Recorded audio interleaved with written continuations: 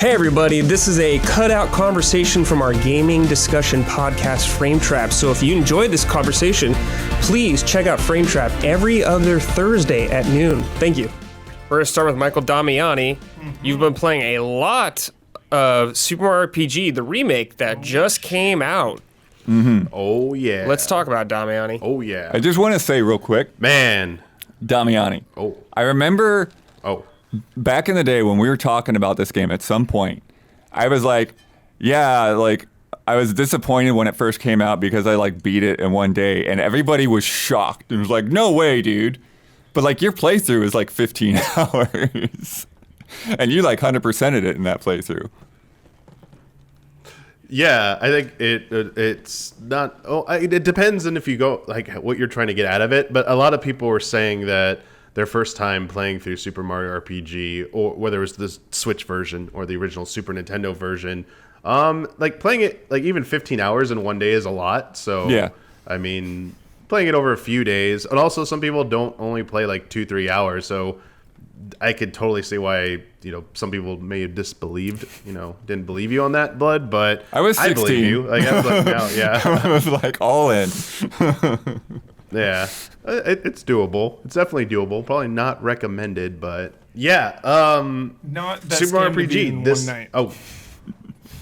Yeah, Huber, funny thing, when it was announced, and I was rushing to our production calendar to put in full playthrough, like Friday night. I'm like, oh, we're just gonna do this on Friday. I'm like, wait a second, no, isn't this longer than I remember? I thought it was like 5 hours. And I'm like, wait, I don't think it's 5 hours. I'm like, no, it's like 15 hours. Yeah. No. We're gonna need to spread that out over a little bit more. So Yeah. no best game to beat in one night. No single night playthrough, spread over a few sessions. I was very excited about the announcement of this game because we've had a ton of remasters, enhanced ports, stuff like that on top of really big remakes like Final Fantasy VII remake and stuff in that direction where it throws you for a loop, or it's just the original game with the original visuals just like up-res or made prettier. I mean, not to say that's a lot of effort, but like Metroid Prime Remastered, they did do a lot of work on that, but that, I would say this is that in between a little bit, or where it's like visually, this is like the Shadow of the Colossus, I think, more in that direction, where it's like you completely overhauled the visuals. Yeah. It still looks like the same game, but man, it is not just a new coat of paint. It's like you just like brought in a new model car as well, and like you upgraded it, baby. This looks so much better. Performs well. We'll talk about performance, but like metaphorically performs better. Oh, God. No.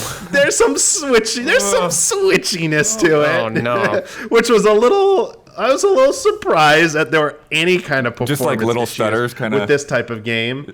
Yeah, there's like what do we call it, micro stuttering. It's not as bad as say Link's Awakening, the 2019 Switch version. Yeah, because that but definitely it was bugged me, but I happening got in certain over points it. Yeah. very frequently. Yeah, it was just because this game, like just like Link's Awakening, you're looking at like a single screen, and it scrolls over, and there is a point where you hit an edge. Whereas in this, it's literally like small little zones interconnected. There's no like giant environments in this game whatsoever, and it's locked in an isometric view. Although they do have cutscenes where the camera will freely move in that isometric environment, and then be like, oh, it is accounting for the camera could move around theoretically, but for the most part it is locked. So anytime it was happening, it happens around like the Bowser's Castle keep quite a bit, especially in cutscenes. So I don't know, it was a little surprising. But anyway, yes, there were some minor performance issues, which it's late into the Switch's lifespan, but I didn't think this game was going to really cause anything like that. So that was the first surprise. The other thing, let's get the negatives out of the way real quick before we get into any of the huge amount of positives. Here it comes. Isometric platforming. Isometric platforming. I must have cursed that phrase 100 times during my playthrough, because it's not the isometric view that's an issue with me. It's that when you're platforming, you're use your shadows, and I was like, this sucks. I was like, there's some parts where it the vine parts going. I was just about to say the Nimbus Land. beanstalks. Always. Oh my god, that This was an opportunity to add some quality of life to make that feel a little bit easier, and it really needed it in my opinion. But you are getting the authentic old school experience. It was not good back in the day, and it's still not good now. So you get to experience that frustration. Did you use the D-pad or the analog stick, and did you find? I tried both. Okay. For general movement, the D-pad. For some of the movements, like when platforming, I went with the analog, but generally I was leaning on the D-pad a little bit more, for sure. Right. Because I remember going back to the NES, that's why I wanted the NES Max, because you remember it had the circular thing with the angles, and I always thought that would make isometric games like that easier, but it was no, that's not how it works. It's they were still programmed with 4 directions. Yeah. So most of the time you didn't have that 8-way movement as an option, really. Yeah. But yeah, and that's the second real criticism, and then the last one kind of ties a little bit into it, is just that for better or worse, there are some revisions, additions, but on the wholesale, it is pretty much a 1-to-1 faithful adaptation for better or worse. Mm-hmm. Some of the mini game segments, they're meant to be fun. A few of them are frustrating because they just maybe they weren't as good as I remember. The mode 7 part of the minecart section wasn't as I was this kind of stinks. But then the side scrolling part, I was oh, this is more like Donkey Kong. I like this. This is much more fun, more palpable for me. The other one was the race up Booster Hill one, where you have to bounce off the Sniffet's heads and the barrels to catch up to Booster. Right. Again, it's an isometric angle, or so it's a little what the heck. But otherwise, the other ones, I think, held up just fine. They were fine. So they kept them all in there. But yeah, those are the 3 kind of criticisms that I had for it, that I would have liked to see. Maybe just more quality of life improvements. That being said, I do think for the most part this game still holds up. It's still fun to play. The new versions of the music arrangements are fantastic. Man, they did a really good job with those. Shout out, Yoko Shimomura, shout out. And you could instantly toggle to the Super Nintendo version if you want. So, great that they added that. That's sweet. They added little helper icons for the timed attacks. Oh, okay. It's an exclamation mark that will show you the window you're supposed to hit your input to get that bonus extra effect. Yeah, there's and as you some do options better, those in will Sea of go Stars away. for that too. That's really good. I think it's a really good way to handle it, because as you learn it, it's there, and as you get good at it, it goes away. The training wheels come off. Oh, okay. But if you start to stumble a bit and falter, it will bring it back again. Oh, did you kind of forget the timing? And every time you equip a new weapon, it knows that's what's up. So it's slightly different timing for every attack with a new weapon. I kind of appreciated that. Also, that fills up your gauge as you. There's 2 layers. There's that new gauge meter that is the triple action, the triple attack. And when you fill up to 100%, you can execute a triple attack. And depending on who's in your party, it'll trigger a special effect. Sometimes it's an offensive attack. One's just a big repetitive attack to a single enemy. One unleashes a bunch of AoEs of elemental damage on everyone. Others are more defensive or support. Peach will do an ultra heal, basically. They'll top everyone off and revive everybody if they're down. Or one of them will give you just a giant shield that the next attack will not do anything to you. So if you can time it against a big boss attack, their biggest attack, throw that up, no damage, mitigate it. So nice to have that. Damiani, talk to me about these new post-game things they added, the boss. Yeah, I heard thing. there's more bosses. Yeah. Oh yeah, sure. Does Sora show up? No. No, there is no Sora. Real quick, sorry, I said there were 2 layers to that. The other there's chain attacks now. So those timed inputs for offensive and defensive capabilities, as long as you maintain those, you'll see a chain counter going up. Okay. That improves your overall offense. Your attacks will do more damage the higher that chain gets. Oh, cool. So when you get into the 20s and 30s, you will start rolling over people. But any little mistake, oops, slightly missed input, you go back down to nothing. You start back over. So it's kind of a fun game to keep that going. Yeah. That reminds me a little bit of, and people are going to hate this because I never finished the game and I still need to, the Mother 3 battle system was all about hitting to the rhythm of each song. And it's like you did an attack and like you'd have like a base damage, but then if you kept up with the rhythm, then you kept getting like these little extra chip damages on it until you like fell out of the rhythm, up to like 16 hits or something like that. Yeah, this is so sort of similar, but not quite. And like it's really good to maintain that and hold on to like a full gauge going into like a boss fight, because you can just like open with a ton of damage. It's really nice. Real quick, dopamine, because I saw chat mention it. And thank you for not letting me forget, chat. When you level up in this game, you do have that choice again about magic, health, or physical attack, which one you want to like level up. But the screen, you have all your companions with you, and they start doing like a little dance with you when like you level up. So like you're celebrating, and they're just like doing a little like slide dance next to you. Doing a little slide and you have dance? like everyone on. Dude, Bowser's pose, he's like the movie poster pose with his arms crossed, and he's like just staring at you too cool, and then he kind of like shuffles a little bit when it's his turn to dance. It's like pretty good.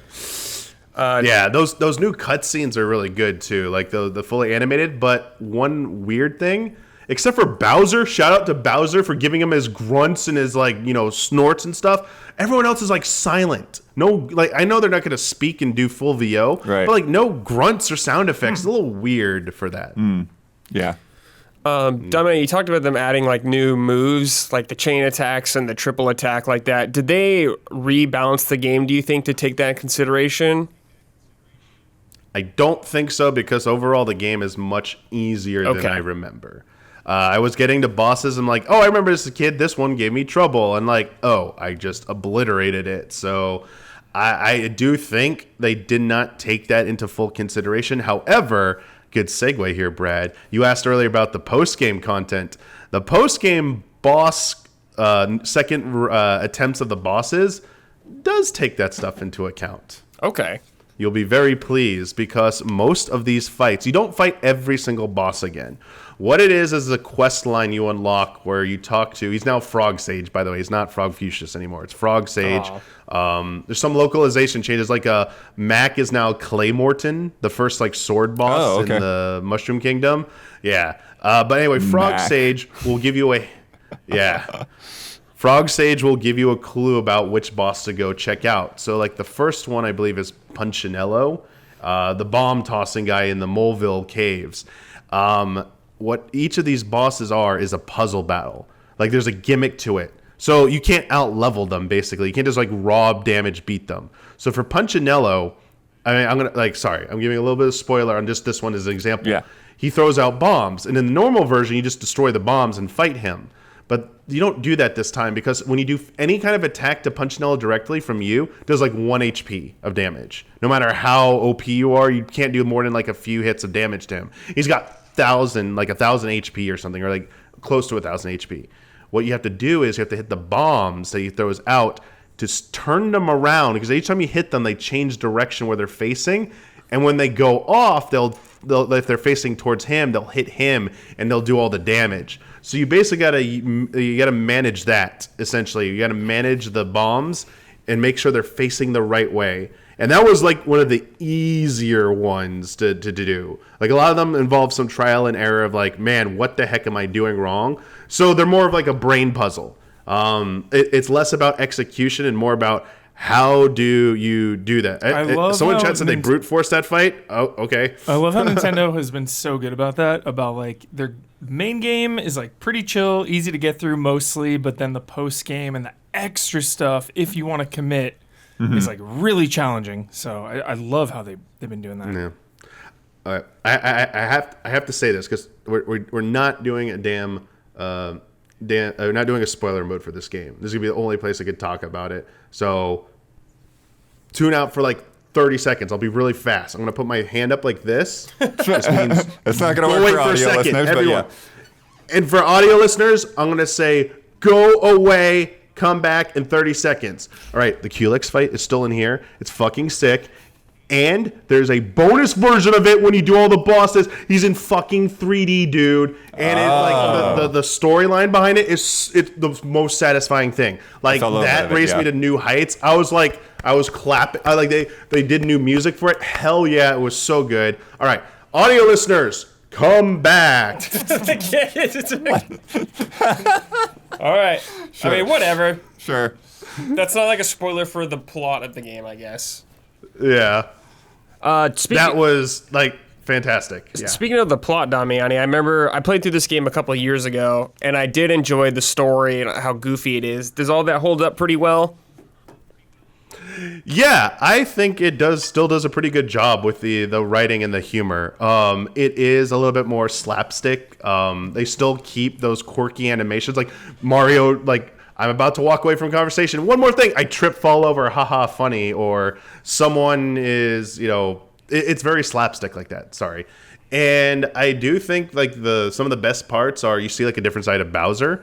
Mm-hmm. One of the most touching things in this game is Bowser's trying to reclaim his keep. He lost his keep when Smithy came crashing down. He's been, he's out of his house. He can't. He's trying to find a way back, but he's also trying to like keep up his like reputation, his image. Every time he sees Mario, he's like, "No, I got to be cool and stuff." But eventually, he learns to like kind of like show his emotions, and like as he meets some of his former minions, he's like, "You know what? It's okay. You found a new life over here. You don't have to come back with me. I'm not going to force you to come back and be like one of my minions." Like you see like a sensitive side of Bowser, which is kind of nice. And I was like, you know what? You don't really get to see Bowser have character development like this. Pretty good. Fuck yeah.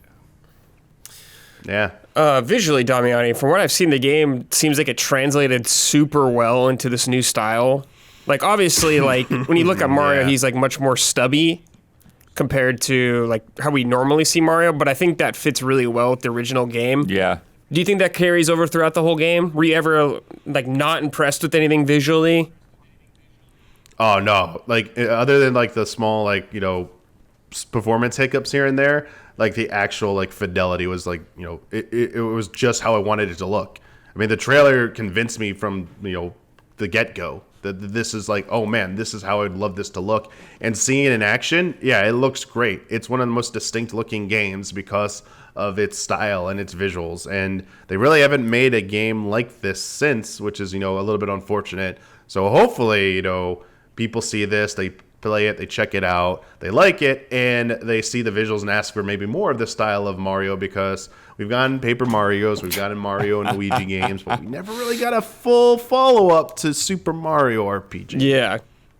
Would you like Square to do it, since they did the original? Or a lot of the original? I mean, I would love for it to be a collaboration. It was very satisfying to see their names in the credits. Seeing some familiar faces in there. Nomura in the credits, baby. That's right. I was like, that's right. Character design. There you go. That's right, dude. There's your Geno Sora, cover. though. Yeah. I was gonna say Geno for sure. There were no Keyblades. Like cameo stuff is still in there. If you're familiar with that stuff, it's still in there. It's still okay. present. And like I think it was fantastic. Like they added extra, like all the extra stuff. I mean, they added like a journal that shows you like recap of each like kind of like story beats in case you forgot. There's like the bestiary, so you can go through that. You can see like all the enemies. Yeah, I heard that there's like a lot of weaknesses. cool little descriptions for like flavor text for the enemies when you look at them and examine them. Yes. So the very beginning of the game, when you fight the Hammer Brother, mysteriously he turns into two.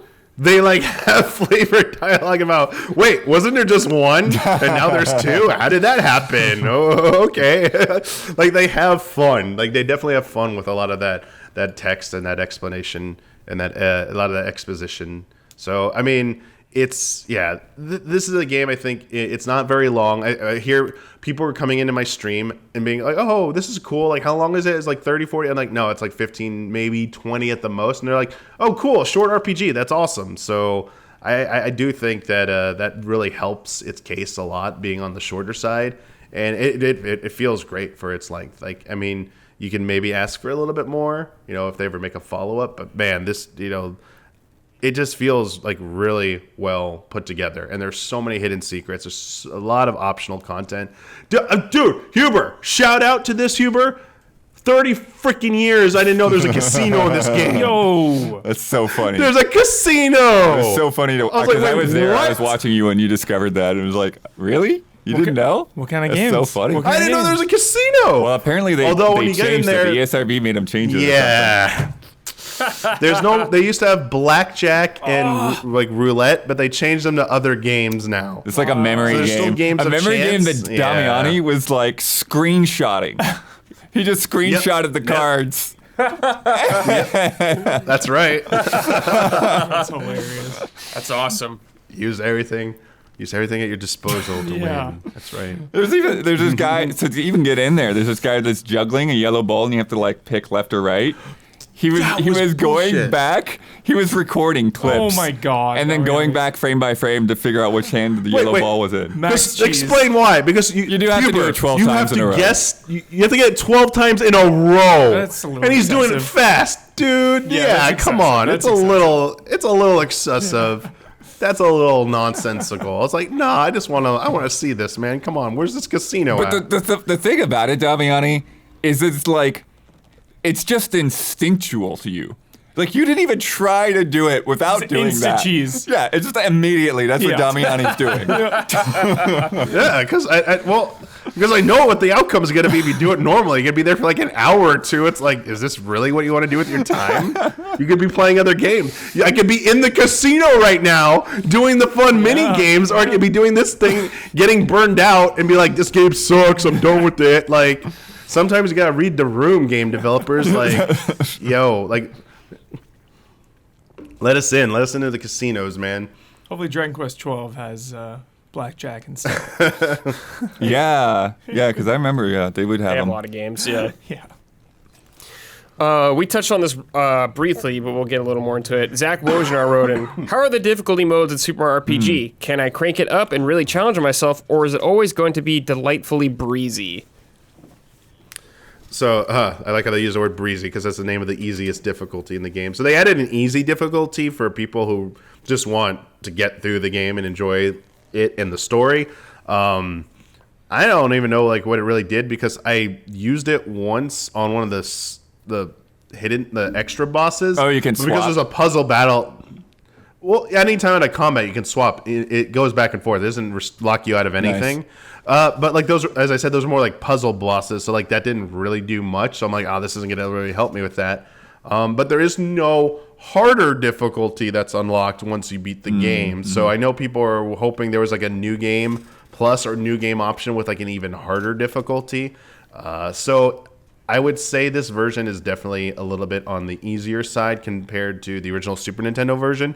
If you'd like to play it with like its intended difficulty, you need to get a hold of probably the Super Nintendo version because just the triple attacks alone and the chain combos, like the game was not designed with those originally in mind. So you can just use those to like get a huge leg up on a lot of fights.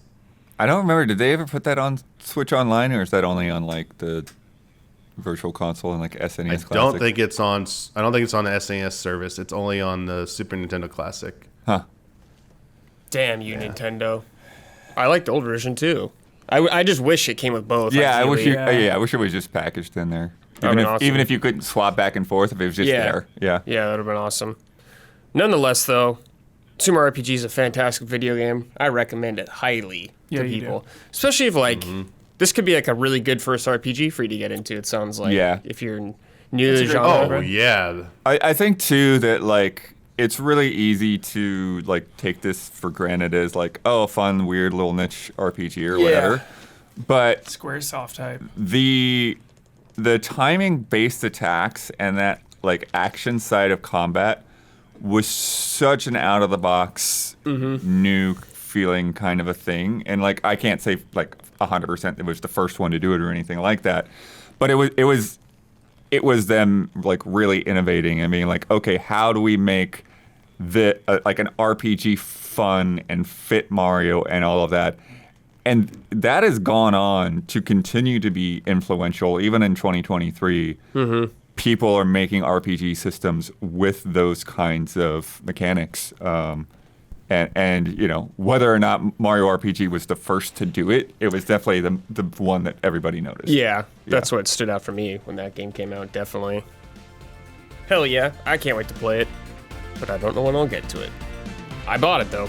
Cataclysmic. Nice. That box art's clean, dude.